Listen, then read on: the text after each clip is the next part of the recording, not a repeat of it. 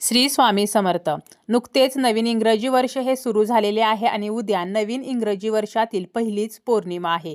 ही पौर्णिमा शाकंभरी पौर्णिमा असणार आहे.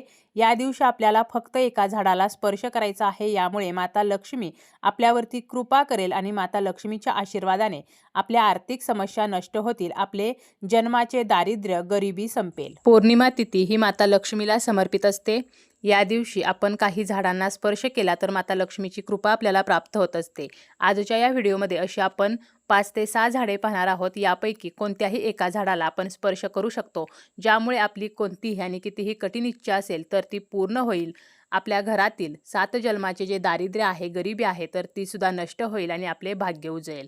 जे झाडे आहेत तर त्यापैकी पहिलं झाड आहे ते म्हणजे तुळशीचे झाड.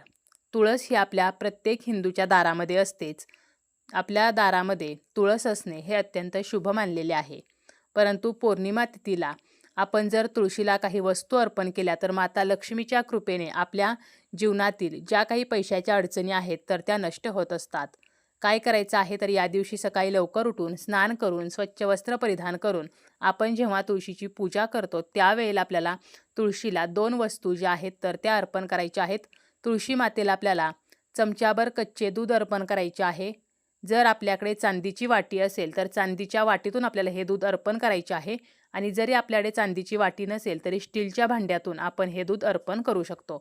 आणि चिमूटभर हळद जी आहे तर ती सुद्धा तुळशीला अर्पण करायची आहे.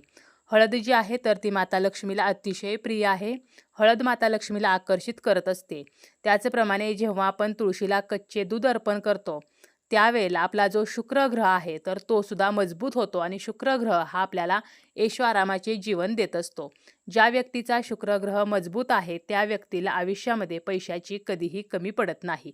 म्हणूनच तुळशीला चिमूटभर हळद आणि चमच्याभर कच्चे दूध आपल्याला अर्पण करायचं आहे. संध्याकाळी तुळशी मातेजवळ आवर्जून तुपाचा दिवा लावायचा आहे आणि या दिव्यामध्ये आपल्याला 2 फूल असलेल्या लवंगा टाकायच्या आहेत. दिव्याची जी वात आहे तर ती उत्तरेला करायची आहे. तसेच आपल्याला तुळशी मातेला 11 प्रदक्षिणा घालायच्या आहेत आणि या प्रदक्षिणा घालताना ओम नमो भगवते वासुदेवाय नमः तर हा मंत्र म्हणत आपल्याला ह्या प्रदक्षिणा घालायच्या आहेत. संध्याकाळी जेव्हा आपण तुळशीजवळ दिवा लावतो त्यावेळेला 3 वेळेला महालक्ष्मी अष्टकम म्हणायचं आहे आणि 1 वेळेला विष्णू सहस्रनामाचं पठण आपल्याला करायचं आहे. तर अशा प्रकारे पहिलं झाड आहे ते म्हणजे तुळशीचं झाड. या तुळशीच्या झाडाची आपल्याला या दिवशी पूजा करून काही वस्तू आपल्याला अर्पण करायच्या आहेत. यानंतर दुसरं झाड आहे ते म्हणजे आवळ्याचे झाड. लक्ष्मी मातेची कृपा प्राप्त करण्यासाठी आवळ्याची पूजा आपल्याला या दिवशी करायची आहे. आवळ्याची पूजा केल्यामुळे अनेक जन्मापर्यंत आपल्याला त्याचे फळ मिळते. तसेच सर्व दुःखे दूर होतात आणि पैशाची कमतरता भासत नाही. आवळ्याच्या झाडाची पूजा करताना सुद्धा आपल्याला आवळ्याच्या झाडाला सर्वप्रथम जल अर्पण करायचं आहे. त्यानंतर आपल्याला थोडेसे कच्चे दूध अर्पण करायचे आहे आणि आवळ्याच्या झाडाची पूजा करताना पूर्व दिशेला तोंड करून आपल्याला ही पूजा करायची आहे. तसेच आपल्याला ओम धात्रे नमः तर हा मंत्र जो आहे तर तो सुद्धा 108 वेळेला आवळ्याच्या झाडाखाली म्हणायचा आहे. यामुळे विष्णूंचा आपल्याला विशेष आशीर्वाद प्राप्त होत असतो. तसेच आवळ्याच्या झाडाला आपल्याला पिवळी फुले अर्पण करायची आहेत, पिवळी मिठाई अर्पण करायची आहे आणि आपल्याला या झाडाची कापुराने आणि तुपाच्या दिव्याने आरती करायची आहे. त्यानंतर या आवळ्याच्या झाडाला 11 प्रदक्षिणा आपल्याला घालायच्या आहेत. शक्य असेल तर आवळ्याच्या झाडाखाली गरीब गरजूंना आपल्याला अन्नदान करायचं आहे. आपण स्वतःसुद्धा आवळ्याच्या झाडाखाली या दिवशी भोजन करू शकतो. यामुळे माता लक्ष्मीचा विशेष आशीर्वाद प्राप्त होत असतो आणि आपल्या कुटुंबातील सदस्यांची प्रगती होते. आवळ्याचे जे झाड आहे तर या झाडाखाली जर आपण गरीब गरजू व्यक्तींना उबदार कपडे दान केले तर धनधान्याची कधीही आपल्याला कमी राहत नाही. तर अशा प्रकारे दुसरे झाड आहे ते म्हणजे आवळ्याचे झाड. यानंतरचे झाड आहे ते म्हणजे शमी वृक्ष. शमी वनस्पती ही जीवनातील सर्व वेदना व त्रास दूर करते. पुराणानुसार श्रीरामांनी सुद्धा या वनस्पतीची पूजा केली होती. तसेच पांडवांनी वनवासात असताना त्यांची शस्त्रे या झाडावरच लपवली होती. म्हणून शमी वृक्ष हा अत्यंत शक्तिशाली वृक्ष मानला जातो. शमीच्या झाडाखाली आपल्याला या दिवशी तुपाचा दिवा लावायचा आहे. त्यानंतर शमी वृक्षाला जल अर्पण करायचं आहे, हळदी कुंकू अर्पण करायचं आहे, अक्षता अर्पण करायच्या आहेत, फुले अर्पण करायची आहेत. तसेच आपल्याला गुळ खोबऱ्याचा किंवा साखरेचा नैवेद्य हा शमीच्या झाडाला अर्पण करायचा आहे. आणि त्यानंतर आपल्याला शमीच्या झाडाला सुद्धा 11 प्रदक्षिणा घालायच्या आहेत. माता लक्ष्मीचं आणि श्रीहरी विष्णूंचं आपल्याला स्मरण करायचं आहे आणि आपल्या जीवनातील पैशासंबंधीच्या ज्या अडचणी आहेत तर त्या नष्ट व्हाव्यात म्हणून आपल्याला प्रार्थनासुद्धा करायची आहे. शक्य असेल तर या दिवशी शिवपिंडीवरती आपल्याला कमीत कमी एक शमीपत्र जे आहे तर ते अर्पण करायचं आहे, कारण शंकरांना शमीपत्र अर्पण करणे हे अत्यंत शुभ मानलेले आहे. यामुळे शिवांचे सुद्धा आपल्याला आशीर्वाद जे आहेत तर ते प्राप्त होत असतात. शमीच्या झाडाची पूजा केल्यामुळे आपल्या जीवनातील सर्व वेदना आणि समस्या नष्ट होतात, तसेच धनसंपत्तीमध्ये वाढ होत असते. यानंतरचं झाड आहे ते म्हणजे केळीचे झाड. धार्मिकदृष्ट्या केळीच्या झाडाला सुद्धा विशेष महत्त्व आहे. केळीच्या झाडाची पूजा केल्यामुळे गुरुग्रह मजबूत होतो, तसेच विष्णू व माता लक्ष्मी प्रसन्न होतात. एक तांब्याभर आपल्याला जल घ्यायचं आहे, त्यामध्ये आपल्याला थोडीशी हळद टाकायची आहे आणि हे जे पाणी आहे तर ते केळीच्या झाडाला अर्पण करायचं आहे. हळदी कुंकू अर्पण करायचं आहे, अक्षता अर्पण करायच्या आहेत आणि फुले आपल्याला अर्पण करायची आहेत. यानंतर केळीच्या झाडाला आपल्याला पिवळ्या रंगाचा नैवेद्य अर्पण करायचा आहे. पिवळ्या रंगाची मिठाई असेल किंवा आपण एखादा गोडाचा पदार्थ जो आहे तर तो पिवळ्या रंगाचा बनवू शकतो, तो अर्पण करू शकतो. आणि 7 प्रदक्षिणा आपल्याला या केळीच्या झाडाला घालायच्या आहेत.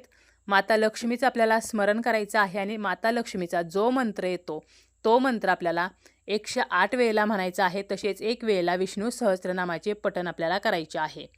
आपल्याकडे जेव्हा सत्यनारायणाची पूजा असते त्यावेळेला सुद्धा आपण केळीच्या झाडांचा वापर करत असतो. त्यामुळे केळीचं जे झाड आहे तर ते आपल्या हिंदू धर्मामध्ये अत्यंत शुभ झाड मानले जाते.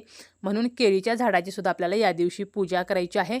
यामुळे माता लक्ष्मीसोबत विष्णूंचे सुद्धा आशीर्वाद आपल्याला प्राप्त होतात आणि आपल्या ज्या काही इच्छा आहेत, मनोकामना आहेत तर त्या लक्ष्मी कृपेने पूर्ण होत असतात. यानंतरचं झाड आहे ते म्हणजे पिंपळाचे झाड, पिंपळ वृक्ष. धार्मिकदृष्ट्या पिंपळाचं झाड जे आहे तर ते सुद्धा अत्यंत महत्त्वाचे मानले जाते. या झाडामध्ये श्रीहरी विष्णू निवास करतात, त्यासोबत माता लक्ष्मीचे वास्तव्य सुद्धा पिंपळाच्या झाडामध्ये आहे. आपले जे पितर आहेत म्हणजे मृत पावलेले जे पूर्वज आहेत तर यांचे निवासस्थान म्हणजे सुद्धा हे पिंपळाचे झाड आहे. परंतु पिंपळाच्या झाडाची जेव्हा आपण पूजा करतो तर ही पूजा आपल्याला संध्याकाळच्या वेळेला करायची आहे. संध्याकाळी तिन्ही सांजेची जी वेळ असते तर या वेळेमध्ये आपल्याला ही पूजा करायची आहे. पिंपळ वृक्षाला आपल्याला या दिवशी जल अर्पण करायचं आहे. यासोबतच पिंपळाच्या झाडाला आपल्याला हळदी कुंकू अर्पण करायचं आहे आणि आवर्जून आपल्याला चिमूटभर काळे तीळ किंवा काळे उडीद हे सुद्धा या पिंपळ वृक्षाला आपल्याला अर्पण करायचे आहेत. यामुळे आपल्याला जर शनीचा त्रास असेल, 7.5चा त्रास असेल तर तो नष्ट होत असतो. तसेच पिंपळाच्या झाडाची पूजा केल्यामुळे आपल्या ज्या काही मनोकामना आहेत तर त्या पूर्ण होतात. आपले दारिद्र्य, गरिबी नष्ट होत असते. आपला पितृदोष कमी व्हावा म्हणून सुद्धा पिंपळाच्या झाडाची पूजा केली जाते. पिंपळ वृक्षाला शुभ आणि पूजनीय मानलेले आहे. तसेच या झाडाला आपल्याला 11 प्रदक्षिणासुद्धा घालायच्या आहेत. असे म्हटले जाते की पिंपळाच्या झाडाला प्रदक्षिणा घातल्याने आपली सर्व प्रकारची पापे जी आहेत तर ती नष्ट होतात. त्यानंतर आपण पिंपळाच्या झाडाखाली या दिवशी आवर्जून मोहरीच्या तेलाचा किंवा तिळाच्या तेलाचा दिवा जो आहे तर तो लावायचा आहे आणि जेव्हा आपण घरी परत येतो त्यावेळेला पिंपळाच्या खोडाला आपल्याला स्पर्श करायचा आहे. आपली जी समस्या आहे तर ती नष्ट व्हावी म्हणून आपल्याला प्रार्थना करायची आहे. तर अशा प्रकारे आपण या दिवशी पिंपळाच्या झाडाची पूजा करू शकतो. पिंपळाच्या झाडाला आपण या दिवशी काळे तीळ किंवा काळे उडीद जे आहेत तर ते सुद्धा अर्पण करू शकतो. यामुळे आपल्याला शनीचा जर त्रास असेल किंवा काही ग्रहदोष असतील तर ते नष्ट होत असतात.